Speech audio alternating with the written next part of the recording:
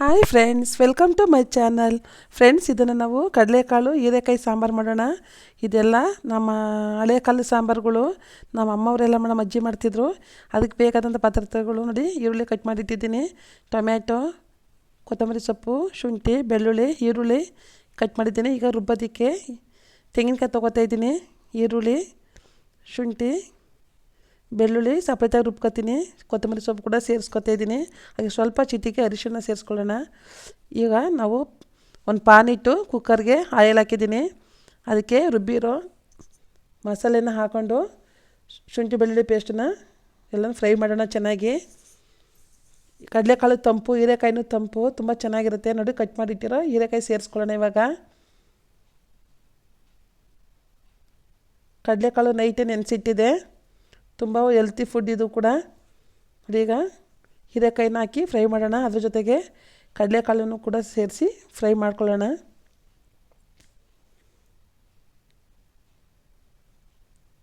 ಇವಾಗ ರುಬ್ಬೋದಕ್ಕೆ ತೆಂಗಿನಕಾಯಿ ತೊಗೊಂಡು ಅದಕ್ಕೆ ಕಟ್ ಮಾಡಿಟ್ಟಿರೋ ಟೊಮೆಟೊ ತೊಗೊಳ್ಳೋಣ. ಒಂದು 3-4 ಲವಂಗ, ಚಕ್ಕೆ ಒಂದು ಪೀಸು, ಮತ್ತು ಸ್ವಲ್ಪ ಕಡಲೆಕಾಯಿ ಸಣ್ಣದಕ್ಕೆ, ಮತ್ತು ಸ್ವಲ್ಪ ಅದಕ್ಕೆ ರುಬ್ಬಾಗಿದ್ಮೇಲೆ ಅದಕ್ಕೆ ಖಾರ ಪುಡಿನೂ ಕೂಡ ಸೇರಿಸ್ಕೊಂಡು, ಸಾಂಬಾರು ಪೌಡ್ರು ಅದನ್ನು ಸೇರಿಸ್ಕೊಂಡು ಎಲ್ಲನೂ ಮಿಕ್ಸ್ ಮಾಡೋಣ. ಒಂದು ಒಳ್ಳೆ ಚೆನ್ನಾಗಿರುತ್ತೆ ಸಾಂಬಾರು. ಈ ಥರ ಟೇಸ್ಟ್ ಮಾಡಿ ನೋಡಿ ನೀವು. ನಾವು ಈರುಳ್ಳಿ ನೋಡಿ ಎಷ್ಟು ಚೆನ್ನಾಗಿದೆ. ಈರುಳ್ಳಿ ಬೆಳ್ಳುಳ್ಳಿ ಚೆನ್ನಾಗಿ ಪೇಸ್ಟ್ ಆದರೆ ಅದು ಚೆನ್ನಾಗಿ ಫ್ರೈ ಆದಿದ್ದು ಚೆನ್ನಾಗಿರುತ್ತದೆ ಪೇಸ್ಟ್ ಮಾಡೋದು. ಈಗ ಸ್ವಲ್ಪಕ್ಕೆ ಎಷ್ಟು ಬೇಕೋ ಅಷ್ಟು ಸಾಲ್ಟ್ ಹಾಕೊಳ್ಳೋಣ. ಇದೇ ರೀತಿ ನನ್ನ ಚಾನಲ್ಗೆ ಸಬ್ಸ್ಕ್ರೈಬ್ ಮಾಡಿ, ಎಲ್ಲ ವೀಡಿಯೋಗಳನ್ನು ನೋಡಿ, ಲೈಕ್ ಮಾಡಿ, ಶೇರ್ ಮಾಡಿ ಫ್ರೆಂಡ್ಸ್. ಸಾಲ್ಟ್ ಹಾಕ್ತಾಯಿದ್ದೀನಿ. ನಾವು ಬೇಳೆ ಮತ್ತು ಹೀರೆಕಾಯಿನೂ ಕೂಡ ಹಾಕ್ತೀವಿ. ಬೇಳೆ ಮೂಲಂಗಿನೂ ಹಾಕ್ತೀವಿ. ಬೇಳೆ ಜೊತೆಗೆ ಅದೇ ರೀತಿ ಬೇಳೆ ಹೀರೆಕಾಯಿನೂ ಹಾಕಿ ಕೊನೆಗೆ ಕಡಲೆಕಾಳು ಮತ್ತು ಹೀರೆಕಾಯಿನೂ ಕೂಡ ಮಾಡ್ತೀವಿ. ತುಂಬ ಚೆನ್ನಾಗಿರುತ್ತೆ ಸಾಂಬಾರು.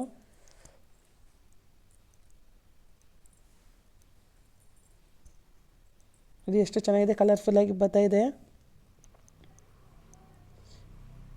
ಇವಾಗ ಕಾಯಿ ರುಬ್ಬಿದ್ವಲ್ಲ ಜಾರು, ಅದಕ್ಕೂ ಸ್ವಲ್ಪ ನೀರು ಹಾಕ್ಕೊಂಡು, ಈಗ ಎಷ್ಟು ಬೇಕೋ ಅಷ್ಟಕ್ಕೆ ನೀರು ಸೇರಿಸ್ಕೊಳ್ಳೋಣ.